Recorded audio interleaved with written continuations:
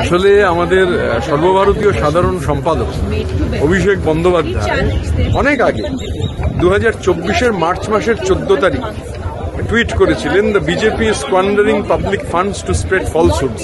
I challenge the BJP leadership to engage in a one-to-one debate with me and release white paper, providing the allocation of even 1 paisa to programs like Awas Yojana and MGNREGA. Since their defeat in the 2021 elections. 14 March 2024 থেকে আজকে আমরা ডিসেম্বরে দাঁড়িয়ে রয়েছি। 2025-এর ডিসেম্বরের শেষ, কিচ্ছু হয়নি। আমরা প্রাথমিকভাবে সেই জন্য শ্বেতপত্র প্রকাশ চাই। আমরা পয়েন্ট রয়েছে, 20টা পয়েন্ট আমরা এখানে রয়েছে, বিভিন্ন ইস্যু রয়েছে। আমাদের বকেয়া ফান্ড হতে পারে, আরও নানান বাংলা সম্পর্কিত ইস্যু হতে পারে। আমরা চাই সরকার শ্বেতপত্র প্রকাশ করুক, এটা আমাদের সিঙ্গেল পয়েন্ট দাবি।